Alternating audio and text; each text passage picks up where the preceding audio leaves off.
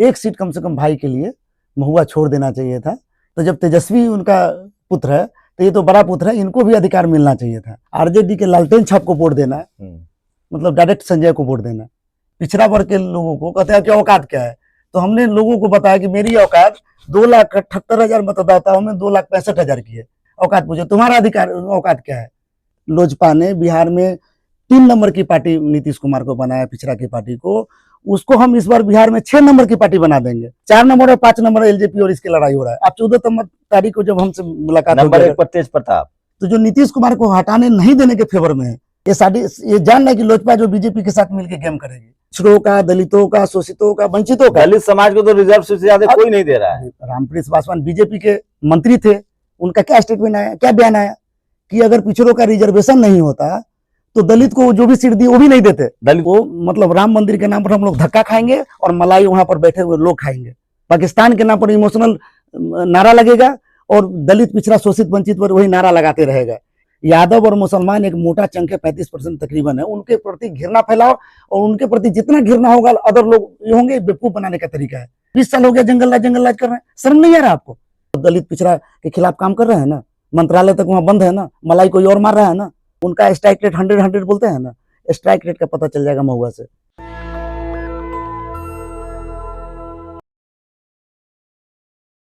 बिहार विधानसभा चुनाव में एक सीट है महुआ, वो बड़ा दिलचस्प है। वहां तेजस्वी यादव के जो बड़े भाई हैं तेज प्रताप यादव, वो अपनी पार्टी से चुनाव लड़ रहे हैं। वहां आरजेडी ने भी अपना कैंडिडेट दिया है और वहां से चिराग पासवान की सीट है।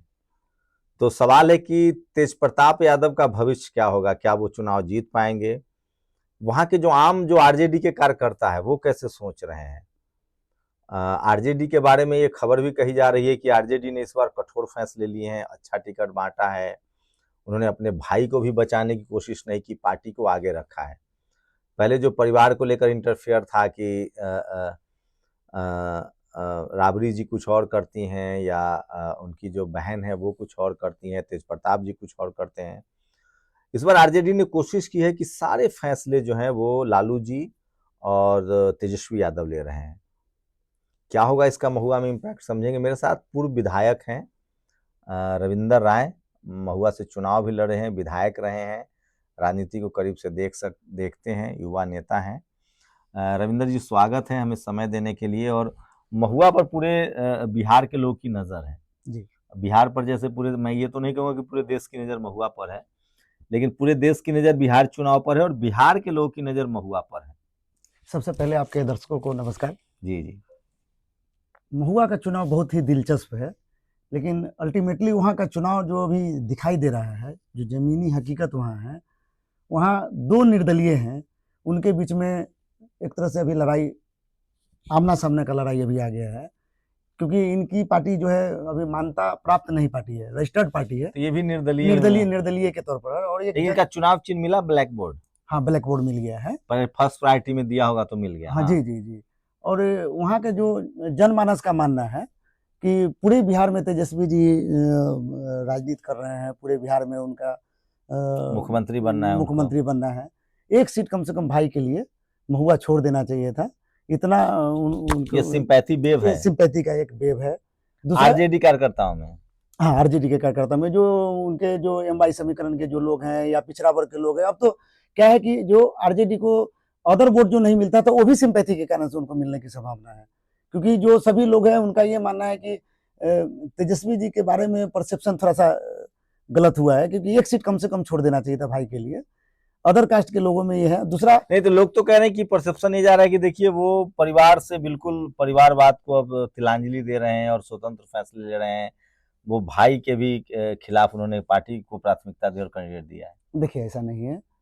जो आरजेडी के उम्मीदवार दिया गया है, इसका परसेप्शन आप जमीनी हकीकत जब जाएंगे तो वहाँ जो मुस्लिम हैं, यादव हैं या अदर भी जो बैकवर्ड कम्युनिटी के लोग हैं, उनके अंदर में जो आप जब हकीकत बात जब लोगों से बात करेंगे तो आपको पता चलेगा कि वहाँ का हकीकत क्या है। वहाँ का हकीकत ये है कि लोगों का मानना है कि लालू जी का विरासत किसी का औलाद संभालता है, तो जब तेजस्वी उनका पुत्र है तो ये तो बड़ा पुत्र है, इनको भी अधिकार मिलना चाहिए था, जो कि पूरी तरह से बेदखल करना ये वहाँ के लोगों का गलत मानना है कि नहीं, ये पूरी तरह से बेदखल किया जा रहा है, ये पूरी तरह से गलत है।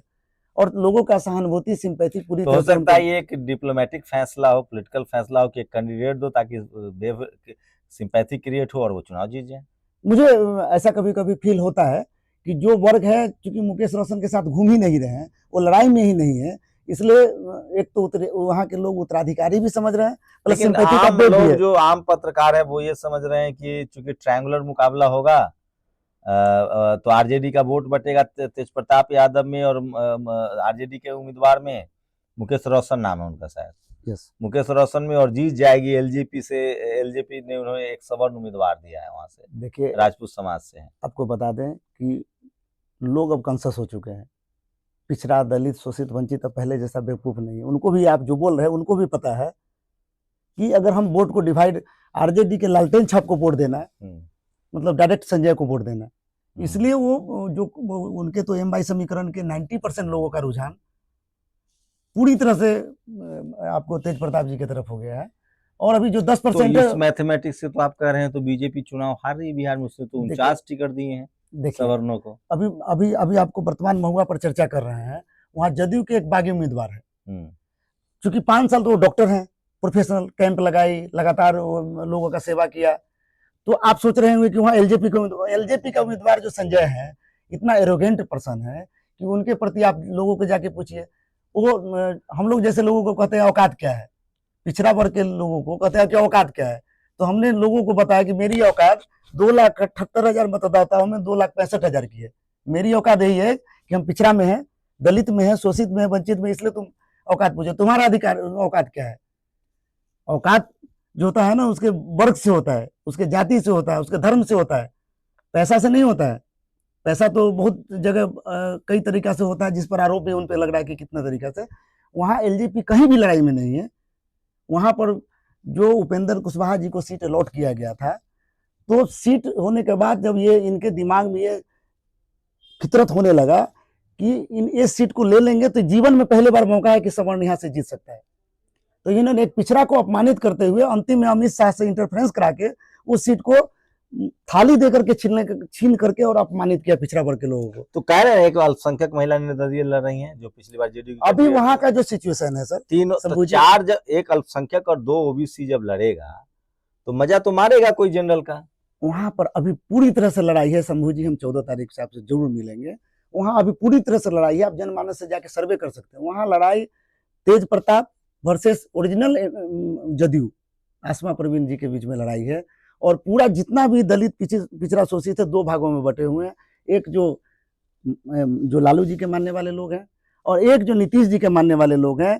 लोगों का मानना है कि जिस लोजपा ने बिहार में 3 नंबर की पार्टी नीतीश कुमार को बनाया, पिछड़ा की पार्टी को, उसको हम इस बार बिहार में 6 नंबर की पार्टी बना देंगे। क्या बात कर रहे हैं। और चिराग पासवान को तो 29 सीटों पर आरजेडी को ऐसी फायदा हो रहा है। अगर आरजेडी के लोग बिल्कुल आप जाके सर्वे कर सकते हैं। अगर हम झूठ बोल रहे हैं तो आप सर्वे कर सकते हैं। अगर चिराग जी को 50 सीट मिलता तो तेजस्वी यादव को 50 सीट का फायदा होता। अभी एक बात बता रहे हैं, चिराग जी इस भ्रम में है वो कि हम सवर्णों के नेता, उनको दिमाग में ये घुसा हुआ है। उनका राष्ट्रीय अध्यक्ष कौन, प्रदेश अध्यक्ष कौन है आप जान रहे हैं? नहीं, संसदीय बोर्ड के चेयरमैन है वो राजू तिवारी जी हैं। अच्छा, राजू तिवारी, पांडे भी कोई संसदीय बोर्ड के चेयरमैन है। और वहां पर अगर इन्होंने पिछड़ों को अपमानित करने का काम किया, जबरदस्ती उनका मिला हुआ सिंबल को रिटर्न करवाने का काम किया, ताकि पिछड़े की भावना को ठेस पहुंचा के नहीं, दलितों की भावना को ठेस पहुंचा के नहीं, शोषितों और वंचितों की भावना को क्या लगा।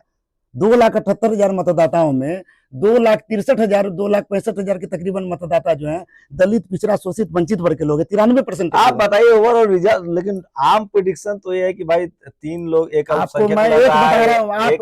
दो यादव लड़ रहे हैं तो तीसरा 4 नंबर और 5 नंबर की लड़ाई लड़ रहे हैं। वहाँ ओरिजिनल आरजेडी जो लालटेन छाप वाले हैं 4 नंबर और 5 नंबर में रहेंगे। 4 नंबर और 5 नंबर एलजेपी और इसकी लड़ाई हो रहा है। आप 14 तारीख को जब हमसे मुलाकात नंबर 1 पर तेज प्रताप, देखिए आपको बता रहे हैं दोनों के बीच में लड़ाई है।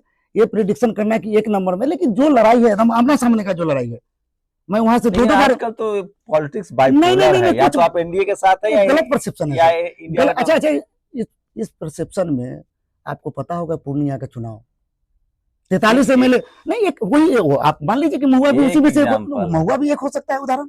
मैं महुआ की बात कर रहा हूँ। क्योंकि कैंडिडेट बड़े परिवार से हैं, वो तो कैंडिडेट- लालू जी के बेटे हैं। लालू जी के बेटे हैं और उनके प्रति सहानुभूति है। और जी ये हाँ। इनके दो जो दूसरे अदर हैं जो जदयू के लोग हैं, जदयू के लोगों का ये मानना है कि लोजपा जीतेगी, पिछड़ा के बेटा को वहां से हटाएगा। तो जो नीतीश कुमार को हटाने नहीं देने के फेवर में है, ये जान रहा है कि लोजपा जो बीजेपी के साथ मिलकर गेम करेगी। ओवरऑल मतलब संजय सिंह नहीं जीत रहे हैं। वो लड़ाई चौथा और पांचवा नंबर के लिए लड़ रहे हैं। वहां चौथे और पांचवें नंबर की है। अगर विश्वास नहीं हो, यकीन नहीं हो, तो चुनाव हुआ नहीं है। आप जाके सर्वे कर लीजिए। अगर कोई भी पिछड़ा, दलित, वंचित वर्ग के लोग अगर कहता हो कि संजय को दे रहे हो, तो फिर हम 14 तारीख को मिलेंगे आपसे। हम तो कोई अगर हम जाएंगे भी, देखेंगे। हाँ बिल्कुल बिल्कुल, अगर ये दोनों का आमना सामना अगर लड़ाई नहीं हो तो आप बता सकते हैं। और बीजेपी को क्यों आखिर वोट दे लोग, आप हमको बताइए। जातीय जनगणना का सबसे ज्यादा विरोध किसी ने किया है, वो भारतीय जनता पार्टी। क्यों किया था? आप तो पर्दाफाश हो गया ना। तो आपका फॉर्मूला अगर मानेगा, क्या दलित पिछड़ों में इतनी जागरूकता है तो बीजेपी का सुपरा साफ हो जाएगा। उसने देखिए आना चाहिए। हम तो निवेदन करते हैं लोगों से, हम निवेदन करते हैं। हमको कोई पॉलिटिकल बात नहीं कर रहे हैं कि आप हकमारी कर रहे हैं। किसका कर रहे हैं? 101 पिछड़ों का, दलितों का, शोषितों का, वंचितों का। दलित समाज को तो रिजर्व से ज्यादा कोई नहीं दे रहा है। रामप्रीत पासवान बीजेपी के मंत्री थे, उनका क्या स्टेटमेंट आया, क्या बयान आया कि अगर पिछड़ों का रिजर्वेशन नहीं होता तो दलित को जो भी सीट दी वो भी नहीं देते। दलितों का रिजर्वेशन ना होता तो हाँ, तो उस सीट पर भी वो नहीं लगाते। बीजेपी ने तो इस बार सफाया कर दिया है ओबीसी और नहीं, बीजेपी ने हकमारी की है पिछड़ों का, अति पिछड़ों का, शोषितों का, वंचितों का, अकलियतों का। आपको पता होगा जातीय जनगणना का जो सर्वे हुआ उसमें 90% सवर्ण हिंदू अपर कास्ट के हैं। उनको कितना, एक भी बीजेपी मुस्लिम को नहीं दी। तो शेख पठान बंधु तो उसमें आए नहीं, मुस्लिम कम्युनिटी के लोग। तो 10% सवर्ण जो हिंदू हैं अपर कास्ट के, उनको 50% दिया गया। तो हकमारी किसकी हुई? हकमारी पूर्ण रूप है ना, वो पिछड़ों की हुई, अति पिछड़ों की हुई, दलितों की हुई, शोषितों और वंचितों की हुई। आपको लगता है लोग समझ रहे हैं ओबीसी? देखिए, अगर नहीं समझेंगे तो ये राम मंदिर के नाम पर, कभी पाकिस्तान के नाम पर, वो मतलब राम मंदिर के नाम पर हम लोग धक्का खाएंगे और मलाई वहां पर बैठे हुए लोग खाएंगे। पाकिस्तान के नाम पर इमोशनल नारा लगेगा और दलित, पिछड़ा, शोषित, वंचित पर वही नारा लगाते रहेगा। ये बेवकूफ बनाने वाली बीजेपी पार्टी, ये बड़का झूठा पार्टी, इसलिए इसका नाम लोग बोलते थे। हम लोग को अपने समाज को अवेयर करने के लिए कोई उपाय नहीं है। बीजेपी के लोगों की राय है कि उनके पास कुशवाहा के नाम पर उपेंद्र कुशवाहा है, सम्राट चौधरी, सुनते जाइए जी, यादव के नाम पर नित्यानंद राय है, दलित के नाम पर माझी है, चिराग है। तो जब उनके पास इस सब जाति के नेता है, ये है, तो वो पार्टी अपने पार्टी में, तो उनको वोट देंगे ही गठबंधन की वजह से। एक बात बताइए शंभू जी, चिराग, ये तर्क है बीजेपी, तर्क है। ये इन लोग के मुंह में है हिम्मत। अगर नित्यानंद राय जी अगर पिछड़ों के नेता होते तो उनको तो अपने गृह मंत्री की पड़ी है कि हम किसी तरह से ये ना कि न प्रकार है ना, हम गृह मंत्री, गृह राज्य मंत्री बने रहे। अगर उनके मुंह में जुबान है, सम्राट भी है वहां ना जुबान है, तो क्वेश्चन करे ना कि 50% कैसे हकमारी हुई, किसकी हकमारी हुई? यादवों का तो टिकट भी कट गया। नहीं, वो तो अच्छा देखिए, अब परसेप्शन बनाने की कोशिश भाजपा को है कि घृणा फैलाओ। यादव और मुसलमान एक मोटा चंक है, 35% तकरीबन है, उनके प्रति घृणा फैलाओ। और उनके प्रति जितना घृणा होगा अदर लोग ये होंगे। बेवकूफ बनाने का तरीका है, घृणा फैलाने के लिए टिकट काटा जा रहा है। मुसलमान को नहीं दो ताकि एकदम साफ हो जाए, और यादवों के प्रति घृणा करो। 20 साल हो गया जंगल राज कर रहे हैं, शर्म नहीं आ रहा आपको? 20 साल हो गया, ये कोई मीनिंग है, कोई मतलब है? ये बेवकूफ बनाने का तरीका है। ये धर्म के नाम पर लड़ाने वाले लोग हैं। देश के युद्ध को भी शहीद के जो होते हैं, हमारे जो सैनिक है, उनको भी नाम को बेचते हैं ये लोग। तो लोग तो, लेकिन एंटी इनकम्बेंसी तो है। तेजस्वी यादव की पॉपुलैरिटी तो बढ़ी है, नौकरी को लेकर उनका जो डिटर्मिनेशन है, जो उन्होंने प्रोमिसेस किए थे, लोगों को भरोसा तो है कि वो नौकरी देंगे। देखिए, एक बात बता रहे हैं, नीतीश जी पर भी लोगों का भरोसा है, लेकिन नीतीश जी गलत लोगों के साथ बैठे हुए हैं।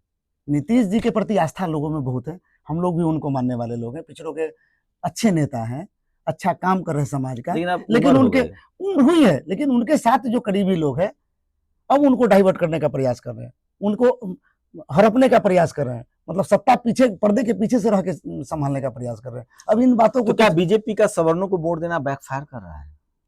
देखिए, बैकवर्ड वोट, ओबीसी वोट नहीं। देखिए, हम तो निवेदन, यादव तो पोलराइज हो गया। जैसे यादव का टिकट कटा, बिल्कुल कुशवाहा उन्होंने बिल्कुल नहीं दिया बीजेपी ने। वो कह रहे हैं हमारे पास कुशवाहा नेता है। बिल्कुल, यादव को तो बिल्कुल उन्होंने काटी, 2 ही टिकट दिए, मैंने सुना 2 या 3। बाकी बड़े स्टेबल लीडर को भी गर्दन काट दिया है, ताकि तो कुशवाहा नहीं दे रहे हैं, यादव नहीं दे रहे हैं, अति पिछड़ा भी नहीं दे रहे, अति पिछड़ा 10 दिया है मात्र उनकी जिनकी आबादी 36-37% है। आप उनको दे रहे हैं, तो 10% आबादी को उन्होंने 90 लगभग 50% 50% मतलब पूरा हक अधिकार छीन लिया। पिछड़ों दलितों तो शोषितों ये तो वंचितों का चिराग जी ने भी किया है, वो भी तो 15 देखिए, सीटों एक- पे 29 एक- में 15 सवर्ण दिए हैं। हम यही तो चिराग जी से पूछना चाह रहे हैं कि वो पासवान के लीडर हैं कि वो सवर्णों के लीडर हैं।